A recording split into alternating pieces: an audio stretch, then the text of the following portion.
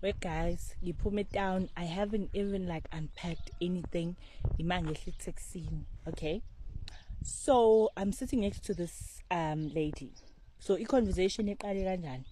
I-conversation iqala ngokuthi madlula lapha ku street eMaritzburg. There's this mob of people. Yabonga ngizinto group, a mob of people. So babhizi ke lento yomkhankaso wabo ke we march engabe march or whatever the case is. So bashaya ama foreign. Okay, iqale ke ngoxoxe nalo mama. Mina also this foreigner uyile, I think uvukwa ama feet mhlawumbe uthuke kakhulu or bamshayile or something. Okay, usewe phansi khona namaphoyisa lapho. Okay, so taxi it moves along. And along the way siyaxoxa nje nalo mama, and I'm like, you know what, kuyo yonke lento le, what is sad is the way these people are being treated. Ayangeneke lo bhuti noma ngabe kuthiwa kwenzeke njani abahambe labantu kwasho cuma njani. Okay guys, lalelani, mina I am not okay, then it takes yonke ivungame, and there's this lady, and lo mama lo ngicathi ngiyamazi. She's just a Christian. Yabo lama Christian la ayinikelile yabo inkonzweni, whatever konzo that she's going to. I think she's going to a Roman Catholic church or yeah, but something like that. Mangimbheka nje or ngake ngambona somewhere. Cause akasiwa ngasekhaya khaya. But she's from around, and I have seen her. I know her face, and I know her face kuJoyini. Lo mama aqala khulume. Okay, I said something in English yabo. Awuzwe kade nanesingisi abahambe nje abahambe labantu. You know what guys, I'm not against ukuthi they're here. I am not against that. What I'm against is the humanity, because kahle kahle kugcineni kokho konke kuthiwa babiza nkani, but ukusala ukuthi they're human, they have a right to life, they have a right to their dignity being protected. But angikholwa ukuthi yes, omunye uzothi akusi constitution yabo in yes, someone said that in the text. Ngasi ngithi mina okubhlungu ukuthi abayebeni la bayakholwa.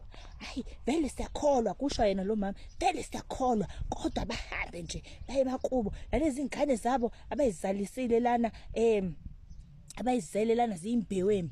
That is not a Christian way to talk. If when uyibiza ngomzalwane uyibiza ngomuntu oyi-Christian, that is not the way to talk. When usho ukuthi umphefumulo kaNkulunkulu nje, it doesn't matter. Mina, that's my standpoint. Ukuthi nina egceleni ngakho konke, whoever believes in this thing ukuthi abaxhashazi bahlukunyezwe laba abantu laba, nithi nina impilo ayibalekile yomuntu ke nje.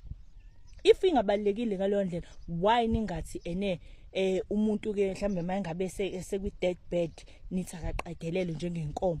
Nina nisekabi nina. Ngazi ngamtshela futhi naye ngabatshela ngathi nina yazi nina, the person that you should be fighting is your government. Izolo lokho nina benigijima ama-rally no ANC. Namhlanje when the ANC is letting you down, you feel that you have to turn this country upside down. If you are turning it upside down, kunabantu who are suffering ekugcineni kwakho konke. I'm talking about life in general, a person's life. Mina kusi story time ngele uthi uzophoza ngiqaphe thuma wema no nina mina ngiyantshela mina. Yabona nina nisile nina. There are so many things that you should be fighting for. The streets should be black because we want to be employed. We know that the government has AMA posts, but AMA posts are reserved for certain people. We know that municipalities have posts, but lama posts are reserved for certain people. We know what njengoba lama requirements at 5-7 years. It's because they know who they want, who they've earmarked. The streets should be black because of that. You know, yes, people have migrated to South Africa, and we admit that the migration laws are tacky. Bo awekho right. Kodwa ekugcineni kwakho konke nina nitshotsi nsile nina.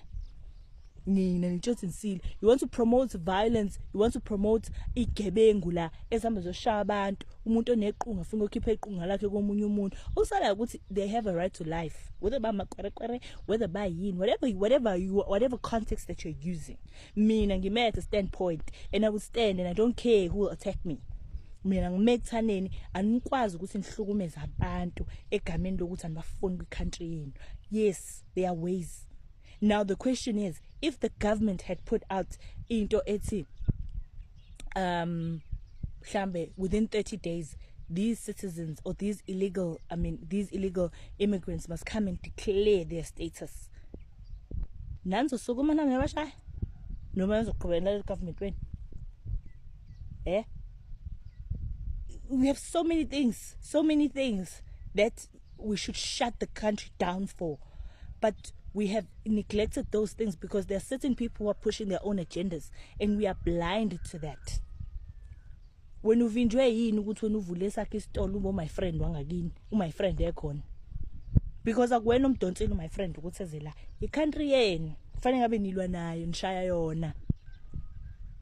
Yabo asisho ukuthi ningawavala ama-spaza shops ningavali in you must do that, but what my standpoint is the right to life. Umuntu kaNkulunkulu akayena womunye umuntu, ilento eniyenzayo mina engiyanyisayo and I stand there.